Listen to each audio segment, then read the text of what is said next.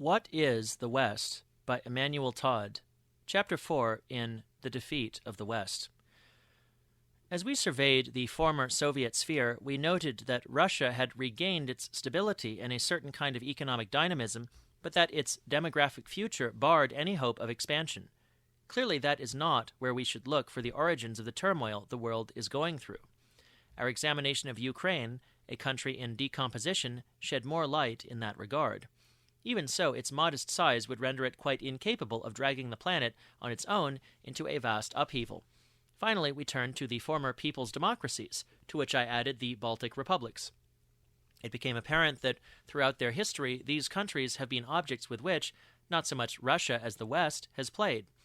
But again, and despite Poland's diplomatic and possibly military aggressiveness, it would be a mistake to make this zone responsible for the crisis we are living through.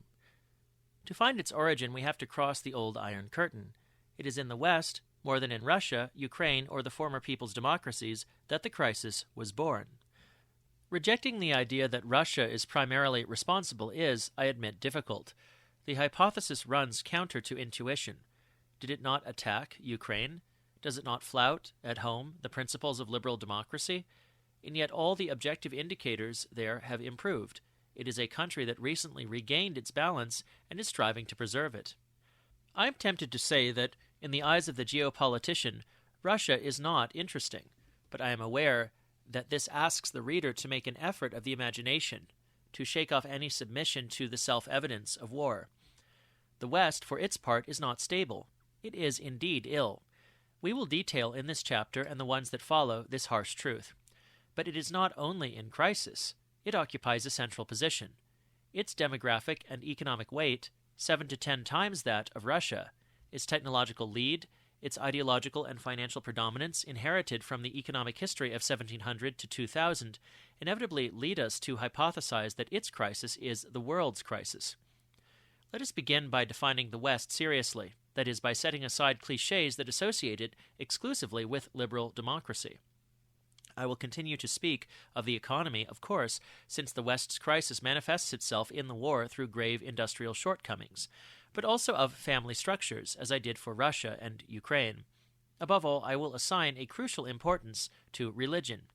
At the origin and at the heart of Western development, we do not find the market, industry, and technique, but, as I announced in the introduction, a particular religion, Protestantism. In this I am behaving as a good pupil of Max Weber, who placed the religion of Luther and Calvin at the source of what, in his time, appeared to be the West's superiority.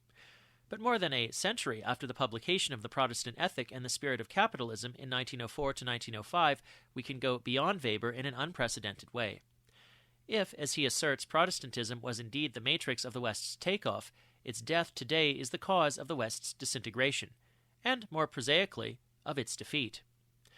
I am folding the longue durée of religious history into immediate geopolitical analysis. The exercise is difficult but indispensable, if we intend to forecast plausibly and effectively. To predict whether a decline, partial or total, is reversible, one must know what the causes of the rise were, and not only in the economic domain.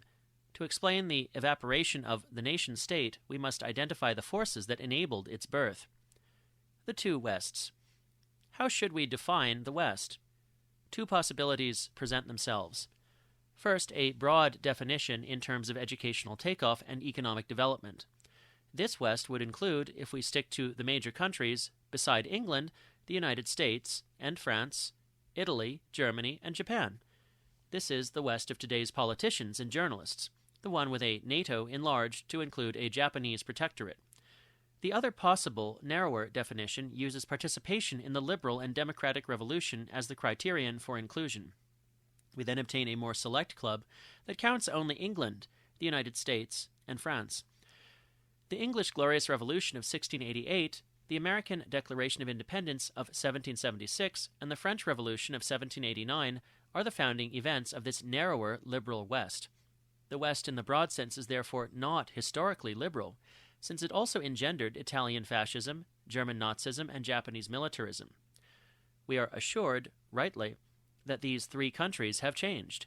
Yet the current Western discourse locks Russia, and Russia alone, into a despotic eternity, oscillating between Tsarist autocracy and Stalinist totalitarianism. Putin, when he is not assimilated to the demon, is either a new Stalin or a new Tsar.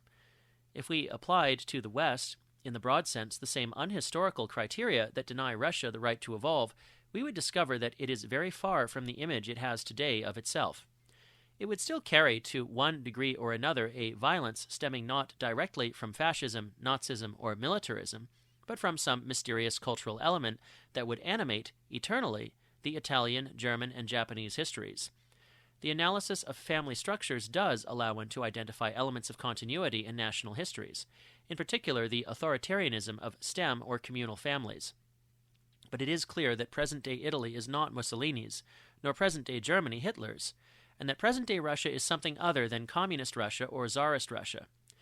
In the pages that follow, I will adopt the broad definition of the West, quite simply because it corresponds to the American system of power, while keeping in mind the simultaneous existence of a liberal West and an authoritarian West. The latter could have included Russia if the approaches it made in 1990 to 2006 had been accepted. Within the West thus defined, economic development occurred earlier than in other regions of the world. Two cultural revolutions explain this takeoff: the Italian Renaissance and German Protestantism. Our modernity blossomed in an authoritarian zone. Max Weber establishes a link between Protestantism and Europe's economic rise, even if he probably went astray in seeking in subtle theological nuances the reasons for the takeoff. The fundamental factor is simpler. As a matter of principle, Protestantism teaches literacy to the populations it controls, because all the faithful must have direct access to the Holy Scriptures. A literate population is capable of technological and economic development. Protestant religion unintentionally shaped a labor force of superior effectiveness. In this sense, Germany lay at the heart of Western development, even if the Industrial Revolution took place in Great Britain, and even if the most spectacular final takeoff was that of the United States. If we add Scandinavia, Protestant and early literate, we obtain the map of the most advanced world on the eve of the First World War.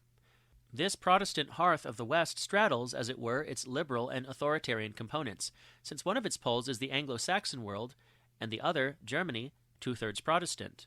France is the Catholic country that, by virtue of contiguity, managed to remain within the most developed, essentially Protestant, Western sphere.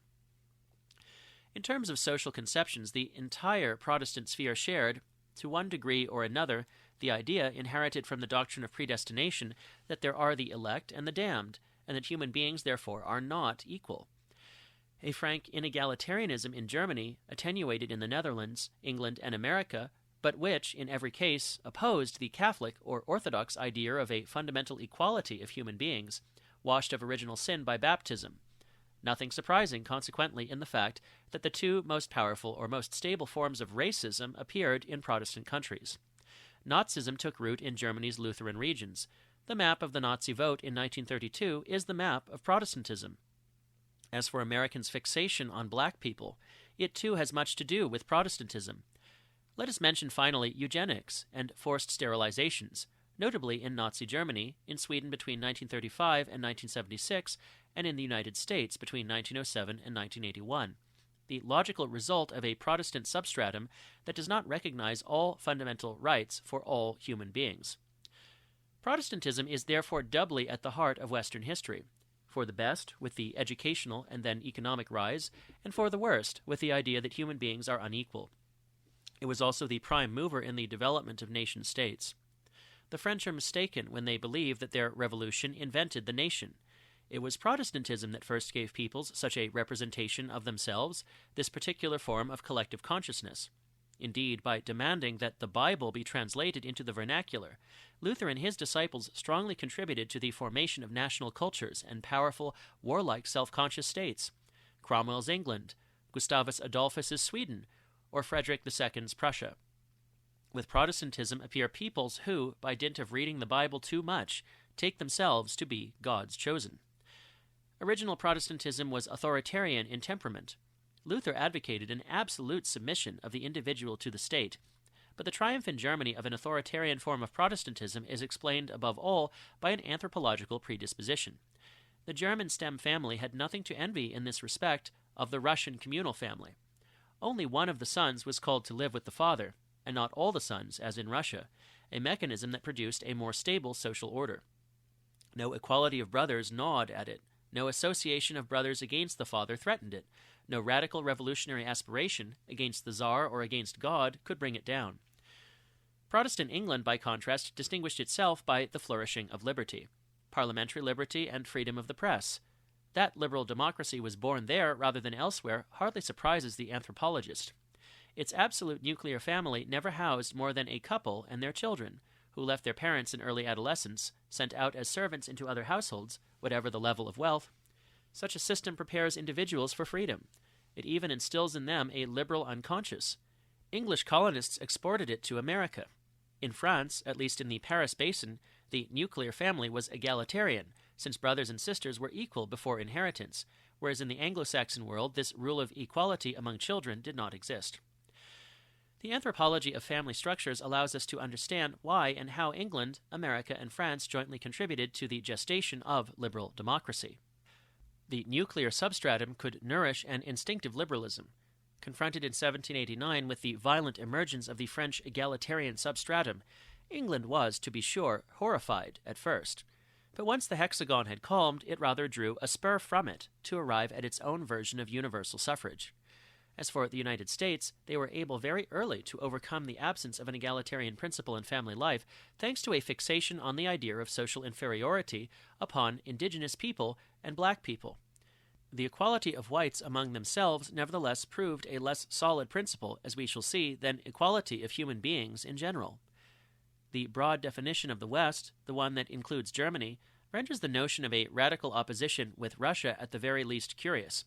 One has rather the impression of cousinhood, of a partial historical complicity, notably in the begetting of totalitarianism, the stem family enabling Nazism, the communal family enabling communism. But even if we stick to the second, more restrictive definition of the West as the birthplace of liberal democracy, we are faced with an absurdity.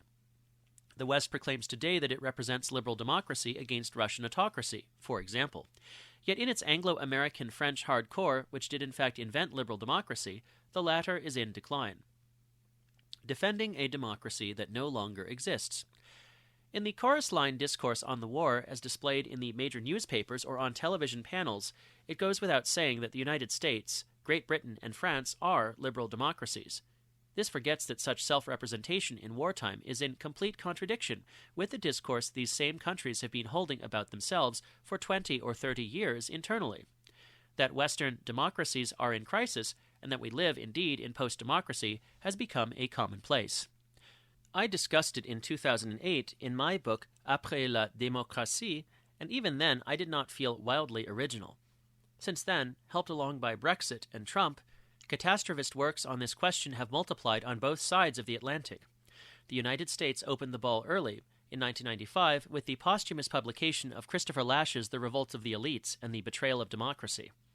In 1996, Michael Lind published The Next American Nation, The New Nationalism and the Fourth American Revolution, which likewise expresses American disarray. The same Lind authored, in 2020, The New Class War, Saving Democracy from the Metropolitan Elite. The evidence of a new oligarchy undermining the country's democratic foundations is also found in Joel Kotkin's The New Class Conflict, 2014. On the British side, Colin Crouch's Post-Democracy dates from 2020, but it is the reprise and development of a book originally written in 2003, 5 years before my own Après la démocratie. We could also cite From Anger to Apathy, the British experience since 1975, or David Goodhart's The Road to Somewhere, The Populist Revolt and the Future of Politics, 2017, and David Skelton's The New Snobbery, Taking on Modern Elitism and Empowering the Working Class, 2021. As for France, let us note Christophe Guilly's La France périphérique, Comment on a sacrifié les classes populaires, 2014, Luc Rubin's La démocratie représentative est-elle en crise, 2018, and Jérôme Fourquet's L'archipel français, 2019. Even Germany is concerned. Oliver Nachtwey's Die Abstiegsgesellschaft über das Aufbegehren in der regressiven Moderne dates from 2016 and was translated in 2018 into English as Germany's Hidden Crisis, Social Decline in the Heart of Europe. This list, far from exhaustive and which the following chapters will complete with other titles, has only one aim: to show that the idea of a Western democracy in terminal crisis is anything but eccentric or marginal. It is banal, admitted, with nuances to be sure, by a good number of intellectuals and politicians. Let us try to sketch an ideal type of this democratic degeneration. To do so, we must first define an ideal type of liberal democracy, or more modestly describe it summarily. Its framework is a nation-state within which citizens understand each other reasonably well, most often, but not always, thanks to the existence of a common language. Elections by universal suffrage are held. Party pluralism and the freedoms of expression and of the press are assured. Finally, an essential feature, the rule of the majority is applied while ensuring the protection of minorities. Explicit laws do not suffice, however, to make a country a liberal democracy. These laws must be activated, embodied, lived by the grace of democratic mores. Representatives elected by universal suffrage must regard themselves absolutely as the representatives of the persons who elected them. As for the concordance between laws and mores, it was made possible in the 20th century by universal literacy. If I see in the capacity to read and write the foundations of democracy, it is not simply because literacy makes it possible to decipher newspapers and choose one's ballot, but because it nourishes an almost metaphysical sense of equality among all citizens. Reading and writing, once the preserve of the priest, have become the property of all human beings. Now, this sense of a basic democratic equality seems, at the beginning of the third millennium, to have dried up. The expansion of higher education has ended up giving 30 or 40% of a cohort the sense of being truly superior, a mass elite, an oxymoron that ushers us into the oddity of the situation. Thus, even before the war in Ukraine, observers perceived Western democracies as undermined by an ailment that was growing worse. This ailment sets face to face two great ideological and mental categories, elitism and populism. Elites denounce a drift of peoples to the xenophobic right, and peoples suspect the elites of sinking into delirious globalism.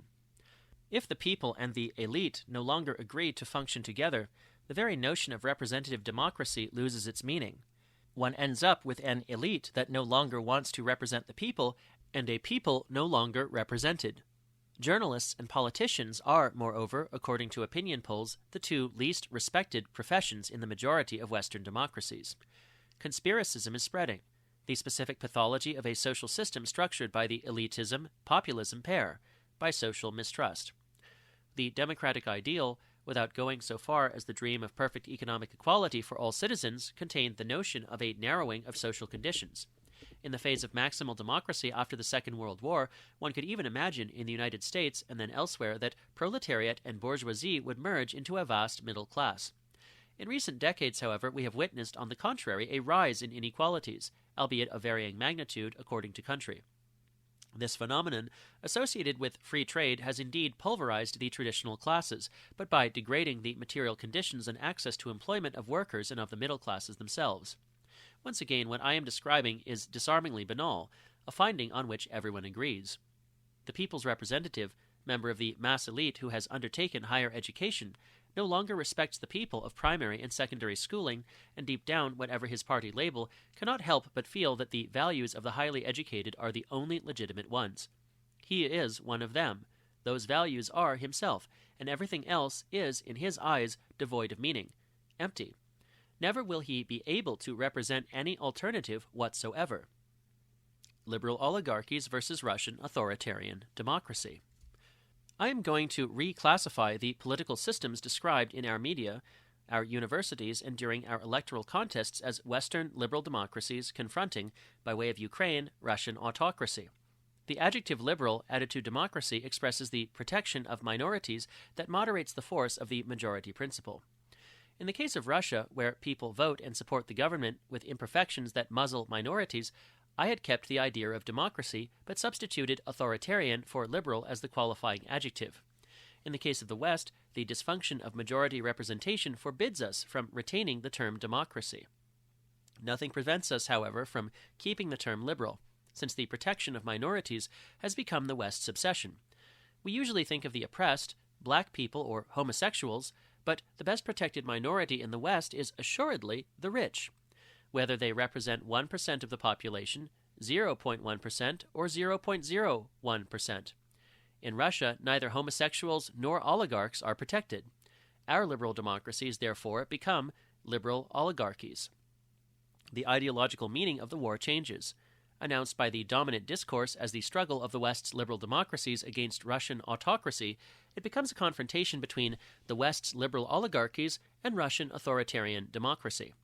The aim of this reclassification of the West and Russia is not to denounce the former, but to understand its war aims, its strengths, and its weaknesses more clearly. Several important points can already be highlighted. We are indeed dealing with the clash of two ideologically opposed systems, even if the opposition is not the one we have been presented with.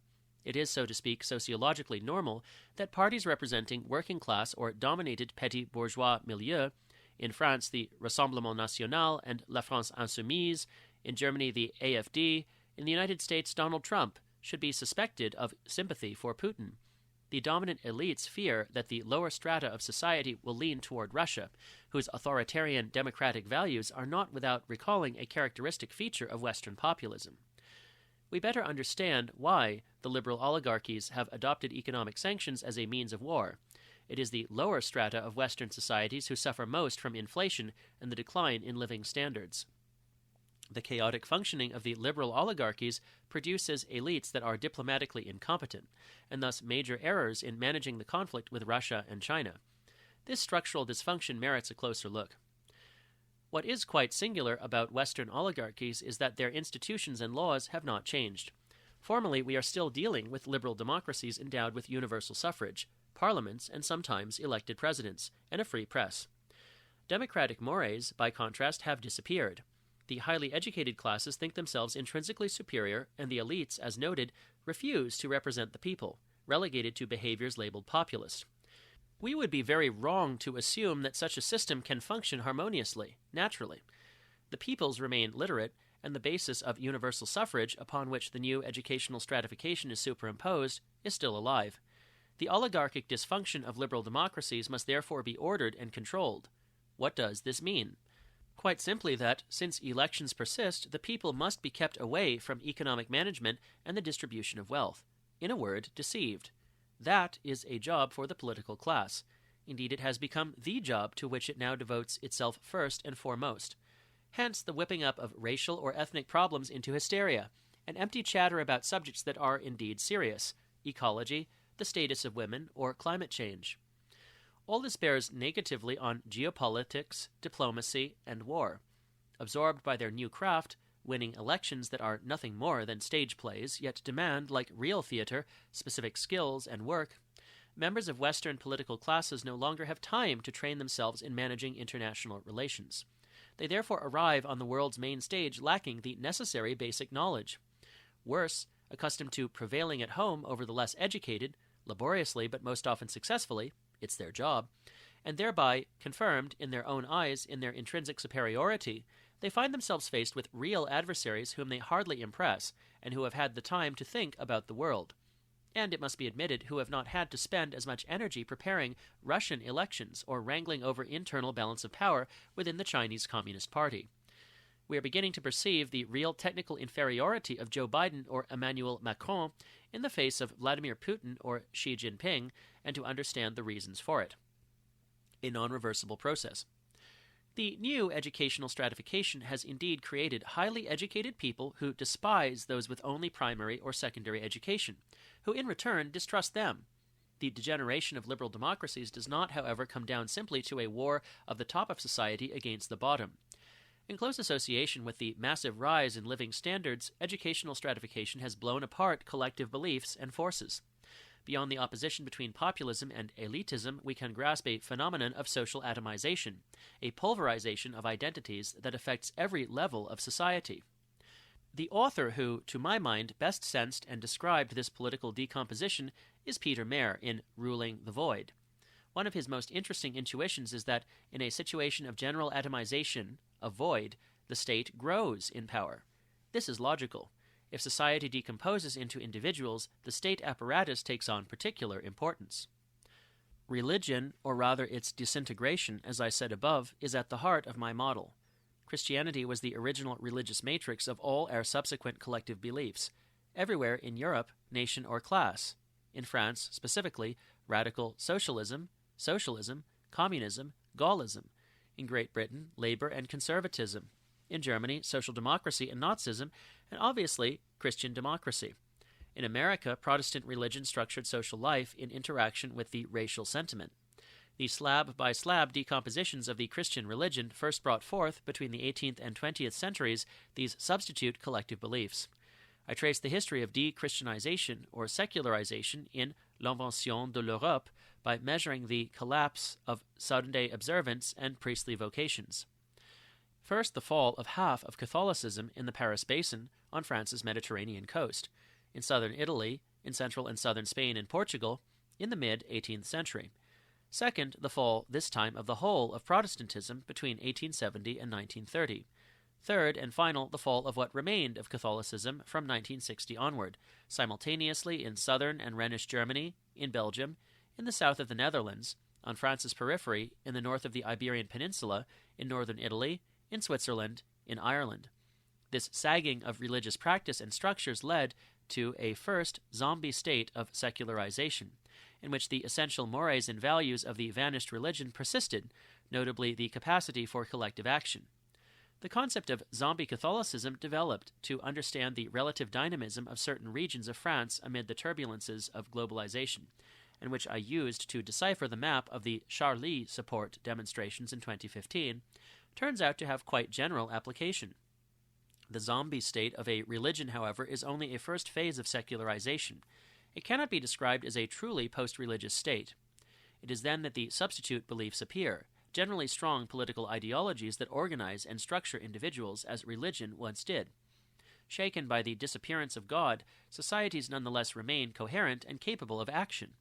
The nation-state, often ferociously nationalist, is typically the manifestation of a zombie state of religion, with the proviso that Protestantism managed to engender nation-states even before its own disappearance.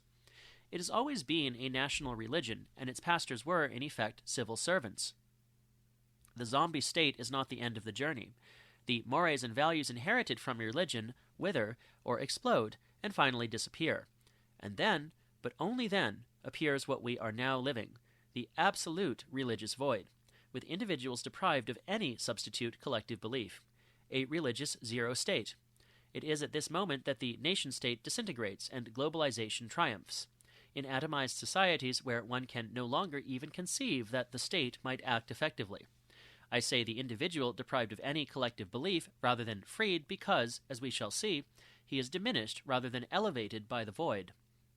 The duration of the process shows how deeply it entails in itself a non-reversibility, of itself and of its consequences. The original religious matrix was slowly constructed between the end of the Roman Empire and the High Middle Ages, then densified ultimately by the Protestant Reformation and the Catholic Counter-Reformation. If it is the arrival at a religious zero state that made the national sentiment, the work ethic, the notion of a binding social morality, the capacity for sacrifice for the collectivity disappear, all those things whose absence makes the West fragile in war, it becomes evident that they will not reappear in the next 5 years, the time span I have given the Russians to carry their war through. Religion. Active, zombie, and zero states. How can we characterize the religious zero state? The values of that religion, organizing social life, morality, and collective action, no longer count. The social and moral space it once occupied guarantees that the zero state affects innumerable domains, not only work and nation, but also family and sexual behaviors, art as well as our relation to money. There is, however, a fairly simple empirical method for distinguishing the three phases, active, zombie, and zero, of the Christian religion, all branches combined, and for marking the transitions from one phase to another. In the active stage, attendance at Sunday services is strong. In the zombie stage, Sunday practice has disappeared, but the three rites of passage that accompany birth, marriage, and death remain framed by the Christian heritage. A zombie Christian population no longer goes to Mass but continues, in the majority, to have its children baptized, even in most Protestant denominations where infant baptism does not have the same centrality as in Catholicism. At the other end of life, a zombie Christian society will continue to refuse cremation, which was long rejected by the Church. The Christian zero state is therefore characterized by the disappearance of baptism and a massive rise in cremation. We are living through all this. Finally, there is marriage.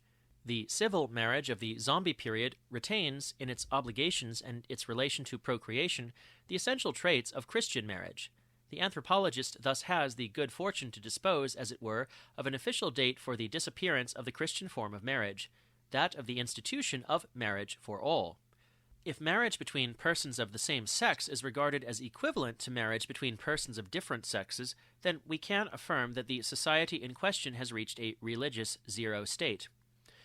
The point here, of course, is not to reprise the polemics that surrounded the legalization of marriage for all, but to consider it coolly as an excellent anthropological marker that allows us to fix the absolute end of Christianity as a social force. In the Netherlands, 2001. In Belgium, 2003. In Spain and Canada, 2005. In Sweden and Norway, 2009. In Denmark, 2012. In France, 2013. In the United Kingdom, 2014. But in Northern Ireland only in 2020. In Germany, 2017. In Finland, also 2017. As for the United States, Massachusetts legalized it as early as 2004, but it was generalized to the whole country in 2015. We can therefore define the 2000s as the years of the effective disappearance of Christianity in the West, in a precise and absolute way. We also note a convergence into the void of Catholics and Protestants. Eastern Europe is not concerned, and Italy, Vatican oblige, still has only civil unions. A nihilist headlong flight. One of the great illusions of the 1960s, between the Anglo-American sexual revolution and the French May 68, was to believe that the individual would be greater once freed from the collective, mea culpa, mea maxima culpa. The exact opposite is true. The individual can only be great in and through a community. Alone, by nature, he is bound to shrink. Now that we have been freed en masse from metaphysical beliefs, foundational and derived, communist, socialist, or national, we are experiencing the void, and we are shrinking. We become a multitude of mimetic dwarfs who no longer dare think for themselves, yet are still just as capable of intolerance as the believers of old. Collective beliefs are not, in fact, merely ideas that individuals share and that enable them to act together. They structure them. By inculcating moral rules approved by others, they transform them. This society at work within the individual, psychoanalysis calls the superego. Today, the concept has a bad reputation. It evokes an unsympathetic control instance that represses and hinders personal development. But in the mind of Freud and many others, the superego is also an ideal of the ego, which allows the individual to raise himself above his immediate desires, to be better and more than himself. Before Freud's ideal of the ego, there was conscience, and it implied the existence of others. Listening to one's conscience, examining one's conscience, were imperatives of Christian origin. In the zombie state of religion, society remained capable of injecting an ideal of the ego into the individual, and the concept of conscience remained fully active. I am, of course, schematizing, exaggerating, by presenting heavy trends as if fully realized. The religious zero state expresses a void and, tendentially, a deficiency of the superego. It defines nothingness, but for a human being who nonetheless continues to exist and to experience the anxiety of human finitude. This nothingness will therefore still produce something, a reaction, in all directions, some admirable, some foolish, others abject. Nihilism, which idolizes nothingness, seems to me the most banal. It is omnipresent in the West, in Europe, as well as across the Atlantic. It is in anthropological systems of the individualist nuclear type, French, but above all Anglo-American, where no residual family framework survives, that it spreads in its accomplished form. Traces of a zombie stem family in Germany, Japan, or a zombie communal family in Russia are still something more than the individualist nuclear void. Nothing surprising, then, as we shall shortly discover, if the Anglo-American world, characterized by zero Protestantism in an absolute nuclear milieu, is currently the theater of the most patent manifestations of nihilism. But let us begin by examining how continental Europe, where more complex family forms persist, lost all will in the face of war.